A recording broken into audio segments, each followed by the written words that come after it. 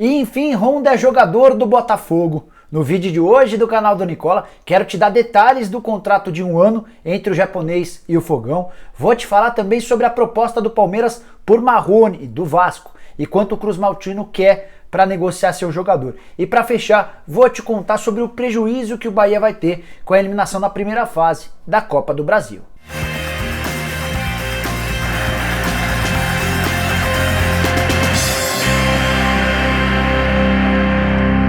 Fala aí pessoal, sou o Jorge Nicola, bem-vindo a mais um vídeo do meu canal e quero começar esse vídeo fazendo um pedido para você que ainda não se inscreveu no canal do Nicola, para apertar esse botãozinho vermelho de inscreva-se, aproveita e também aperta o sininho para ser notificado toda vez que rolar vídeo novo ou live. Quero começar o vídeo falando sobre o Bahia, que foi eliminado, primeira grande zebra do futebol brasileiro em 2020. Caiu na quarta-feira na primeira fase da Copa do Brasil, derrota para o River no Piauí por 1-0. E como você sabe, na Copa do Brasil, qualquer derrota em jogo único causa a eliminação do time. O Bahia, que na temporada passada havia chegado até as quartas de final, tendo eliminado no caminho o São Paulo, dessa vez caiu bem antes. Fazia 12 anos que o Bahia não caía tão cedo na primeira fase. Mas qual o impacto dessa eliminação do ponto de vista financeiro, levando em consideração que o Bahia havia planejado chegar pelo menos na quarta fase da Copa do Brasil? Perguntei para o presidente Guilherme Belintani, que falou que de fato existe um impacto, que o Bahia luta muito para conseguir manter suas contas em dia,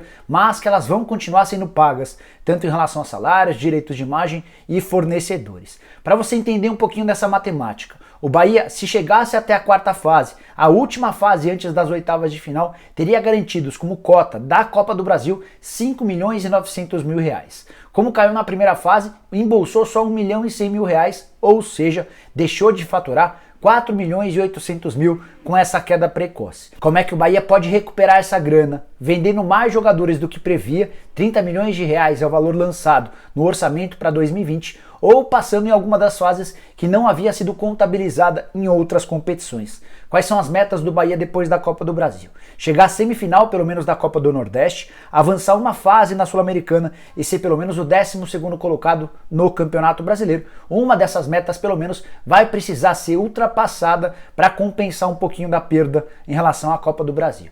Perguntei para o Belintani se o Roger Machado corre algum risco e ele garantiu que não, que o técnico tem todo o prestígio e moral com a diretoria. E aí só uma curiosidade, o Roger não está treinando o Bahia no Campeonato Baiano. Quem tem essa missão é o Dado Cavalcante, contratado para comandar um time sub-23 do Bahia. O Roger ficou com a missão de comandar o Bahia na Copa do Brasil e na Copa do Nordeste. Com a eliminação na Copa do Brasil, toda a responsabilidade do mundo, agora no Bahia, está em cima da competição regional. Quero falar sobre a linda festa do torcedor do Botafogo para recepcionar nessa sexta-feira o Honda, japonês de 33 anos de idade, 3 Copas do Mundo e um currículo com passagens por vários clubes grandes do mundo, entre eles o Milan. Se o Honda vai dar certo ou não, só o tempo vai dizer, mas para mim a diretoria do Botafogo mandou muito bem nessa negociação. Primeiro porque permitiu que o torcedor volte a sonhar. Foram mais de 1.000 pessoas para recepcionar o Honda no aeroporto, torcedor do Botafogo que andou bem chateada, bem triste com o time, com os dirigentes, com os reforços nos últimos anos.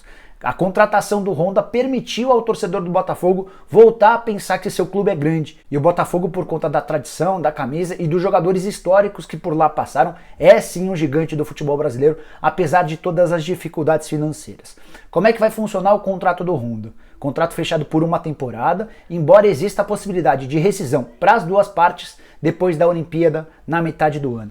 Honda deixou bem claro para o Botafogo que tem o sonho de jogar a Olimpíada pela seleção japonesa, Honda que disputou as últimas 3 Copas do Mundo pela seleção de seu país. A diretoria do Botafogo não quis dar muitos detalhes a respeito do salário do Honda. A informação que vem de General Severiano é que o clube vai pagar o teto, algo na casa dos 150 mil reais por mês. Mas me permito imaginar que esse valor é muito pouco para um jogador do tamanho do Honda. Se a gente transportar para o dólar era 4,32, a gente está falando de algo na casa dos 35, 36 mil dólares. Não sei se o Honda trocaria a vida dele no Japão ou em qualquer lugar do mundo em que ele pudesse morar para jogar no futebol brasileiro por tão pouco. Ah, tem uma informação importante que eu queria dividir com vocês. Os irmãos Moreira Salles, que andaram meio distantes do Botafogo nas últimas semanas, talvez nos últimos meses, parecem estarem participando na negociação do Honda. Por que eu tenho essa impressão? Eu recebi a informação de que um dos irmãos conversou com o Honda na quinta-feira. Honda desembarcou no Brasil na sexta, mas um dia antes bateu um longo papo com um dos irmãos Moreira Salles. Não sei se o Botafogo permitiria ou daria essa possibilidade a ele se não tivesse alguma parceria, alguma ajuda ou alguma perspectiva futura. Tem uma situação de bastidor que pode ajudar a entender essa história. No ano passado, no auge da história do Botafogo SA, surgiu uma pressão muito grande em cima dos irmãos Moreira Salles para que eles assumissem o clube, para que eles investissem um monte de dinheiro. Só que os dois são low profile total, não gostam de aparecer, não gostam de exposição e ficaram bem incomodados com toda aquela história. Então, a pedido deles, o Botafogo tratou de falar o mínimo possível sobre a presença dos dois, sobre a participação na constituição de um clube-empresa, embora eles continuem ajudando na medida do possível, e fiquei com essa pulguinha atrás da orelha de que eles estão ajudando no pagamento dos salários do Honda. Para fechar, quero repercutir uma notícia publicada pelo Globoesporte.com, dando conta de que o Palmeiras fez uma proposta oficial ao Vasco nessa sexta-feira para comprar o Marrone.